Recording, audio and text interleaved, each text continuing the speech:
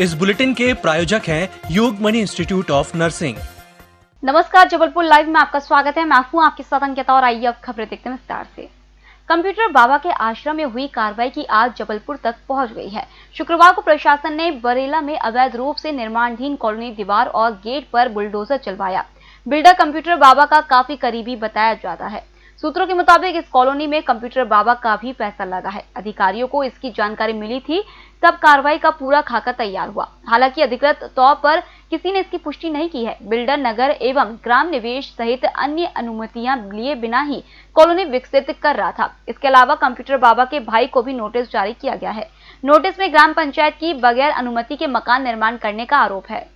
अदालत ने कहा है कि अवैध रूप से पिस्टल रखना समाज के लिए घातक है, इसलिए जमानत का लाभ नहीं दे सकते। अभियोजन के मुताबिक 29 अगस्त 2017 को थाना घमापुर की पुलिस को मुखबिर द्वारा सूचना मिली कि एक व्यक्ति 2 पहिया वाहन काले रंग की हीरो पैशन बिना नंबर के लिए टेस्टिंग रोड शोभा ब्रिज के पास खड़ा है। वह अपने पास पिस्टल और कारतूस लिए बेचने की फिराक में है।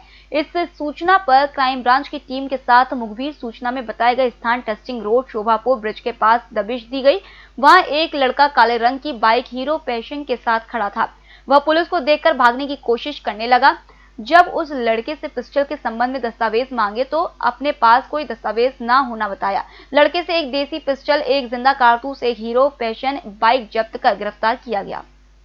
नरसिंहपुर से पिकअप वाहन में लाई जा रही अवैध शराब को बरगी पुलिस ने चेकिंग के दौरान पकड़ लिया। पुलिस ने मामले में 3 लोगों को गिरफ्तार कर लिया है। इसी तरह गोरखपुर पुलिस ने नया गांव रामपुर में भी स्विफ्ट कार से भी भारी मात्रा में शराब बरामद की है। पुलिस ने मामले में आरोपियों से पूछताछ शुरू कर दी है कि उक्त शराब शहर में कहां पर सप्लाई करने वाले थे। भारी मात्रा में शराब पकड़े जाने से अवैध कारोबारियों में हड़कंप मचा हुआ है।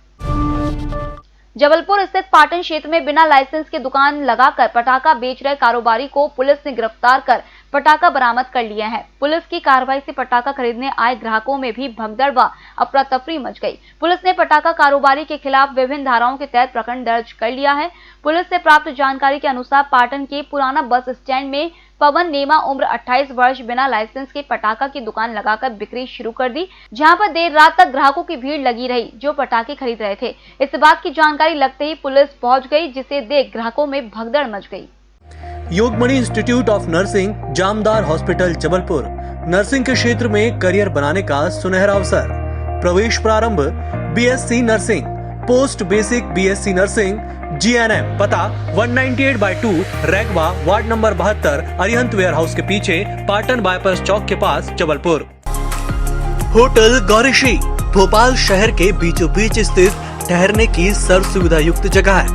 Room available in affordable prices. और facilities free WiFi, AC, TV, parking, security, lift, full sanitised room, toiletry kit. Hotel Gaurishi, hall number 8, Chittor complex, MP Nagar, zone 1, Bhopal. Phone number 7898128620। निगम ने महाराजपुर बाईपास के पास से 2 एकड़ भूमि पर विकसित हो रही ऐसी कॉलोनी पर कार्रवाई की जिसका अभी तक डायवर्जन भी नहीं हुआ है और न ही निगम से टैक्सेशन कराया गया है, लेकिन प्लॉटिंग जमकर हो रही है। इसके लिए सड़क बना दी गई है, मार्किंग कर दी गई है और जगह जगह विज्ञापन भी किया जा रहा है। निगम ने कॉलोनी के बोर्ड पर ही नोटिस चस्पा कर दिया है और साफ निर्देश दिए हैं कि जल्द ही टैक्स चुकाया जाए, वरना कॉलोनी कुर्क कर ली जाएगी। नगर निगम के प्रशासक बी चंद्रशेखर एवं निगम आयुक्त अनूप कुमार सिंह के निर्देश पर शहर में संपत्तियों की जांच कर उनका नए सिरे से करारोपण किया जा रहा है। निगम आयुक्त द्वारा सभी संभागीय अधिकारियों और राजस्व अधिकारियों के नेतृत्व में टीमों का गठन किया गया है।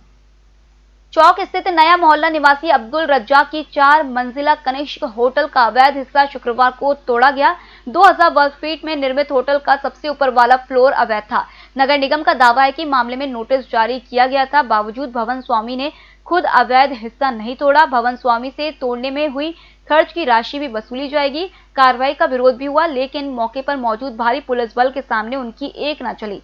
रसल चौक स्थित कनिष्क होटल को 2006 में नया मोहल्ला निवासी अब्दुल रज्जाक ने खरीदा है। वर्तमान में उक्त बिल्डिंग में अपना hang out, cafe and restaurant और एक सांध्य दैनिक अखबार का कार्यालय संचालित है। इस बिल्डिंग के 4थे मंजिल का कुछ हिस्सा और इसके ऊपर अवैध निर्माण कराया गया है। इसे चिन्हित कर तोड़ा जा रहा है। अब्दुल रज्जाक के विरुद्ध पूर्व में NSA की कार्रवाई की जा चुकी है। भाजपा में प्रदेश अध्यक्ष अभिलाष पांडे ने आज नगर भाजपा कार्यालय में एक पत्रकार वार्ता को संबोधित किया। इस पत्रकार वार्ता में पांडे ने उपचुनाव परिणाम सहित अन्य कई विषयों पर प्रकाश डाला। 28 सीटों के उपचुनाव में भारतीय जनता पार्टी के कुशल नेतृत्व ने मध्य प्रदेश में जिस तरह से काम किया है, उसका ये सुखद परिणाम है कि मध्य प्रदेश में ऐसे रिजल्ट्स हम सब लोगों को मिले हैं कि मध्य प्रदेश के जननायक मुख्यमंत्री शिवराज सिंह चौहान जी, जिनके नेतृत्व में ये सरकार चल रही थी, अब स्थायी सरकार के रूप से मध्य प्रदेश में जनता की सेवा करने का अवसर जनता ने दिया है। कोरोना से स्वस्थ होने पर गुरुवार 12 नवंबर को 31 व्यक्तियों को डिस्चार्ज किया गया है। वहीं बीते 24 घंटे के दौरान मिली 1622 सैंपल की परीक्षण रिपोर्ट्स में कोरोना के 53 नए मरीज सामने आए हैं। आज डिस्चार्ज हुए 31 व्यक्तियों को मिलाकर जबलपुर में कोरोना के संक्रमण से मुक्त होने वाले मरीजों की संख्या 12,475 हो गई है और रिकवरी रेट 94.10% हो गया है। बुधवार की शाम 6 बजे से कल गुरुवार की शाम 6 बजे तक बीते 24 घंटे के दौरान आए 53 कोरोना संक्रमितों को मिलाकर जबलपुर में कोरोना पॉजिटिव व्यक्तियों की संख्या 13,257 हो गई है। बीते 24 घंटे के दौरान कोरोना से एक व्यक्ति की मृत्यु की प्राप्त रिपोर्ट को मिलाकर जबलपुर में कोरोना से मृत होने वाले मरीजों की संख्या 213 हो गई है। जबलपुर में कोरोना के एक्टिव केस अब 669 हो गए हैं। आज कोरोना टेस्ट हेतु 1585 व्यक्तियों के सैंपल लिए गए हैं। आज दिनांक तक भेजे गए कुल सैंपलों की संख्या 1,79,566 है। प्रति 10 लाख जनसंख्या पे लिए गए सैंपलों की संख्या 64,530 है। आज दिनांक को प्राप्त रिपोर्ट 1622 है। विगत 24 घंटे में संक्रमित व्यक्तियों की संख्या 53 है। आज दिनांक तक कुल संक्रमित व्यक्तियों की संख्या 13,257 है। विगत 24 घंटे में डिस्चार्ज किए गए व्यक्तियों की संख्या 31 है।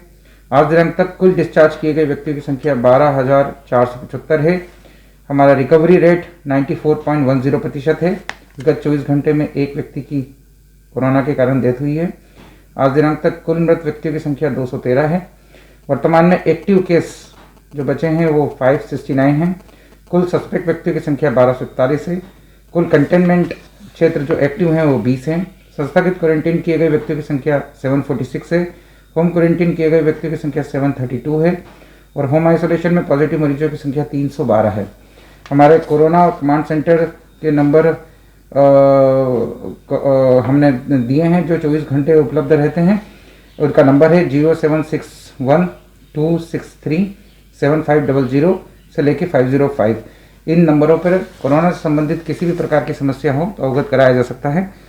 कोरोना के जो बेसिक नियम हैं उसका वायलेशन करने वाले लोगों के विरुद्ध लगातार कार्रवाई की जा रही है। ऐसे 285 लोगों के विरुद्ध पिछले 24 घंटे में कार्रवाइयाँ हुई हैं तथा 38,750 रुपये का फाइन भी अधिरोपित किया गया है।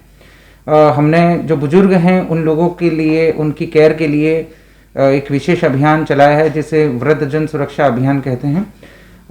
ये जबलपुर में विशेष रूप से चलाया जा रहा है, जिसके तहत ऐसे कोमॉर्बिडिटी वाले वृद्धजन जो 50 से 55 साल की उम्र से अधिक हैं उनको आइडेंटिफाई किया जा रहा है, उनसे संपर्क किया जा रहा है ताकि ठंड से और त्योहार और प्रदूषण से जो जनित समस्याएं हैं उनसे बचाव करने के लिए क्या क्या किया जा सकता है ये बताया जा रहा है। साथ साथ में उन्हें अवेयर भी किया जा रहा है।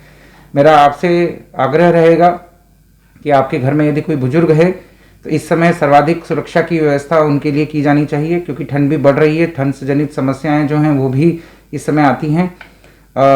जैसा कि आप जानते हैं कि प्रदूषण की पर्यावरण जो पॉल्यूशन कंट्रोल बोर्ड है उसने भी ये बताया है कि जबलपुर जो है वो प्रदूषण के मामले में पुअर कंडीशन में है दूसरे जिलों की तुलना में।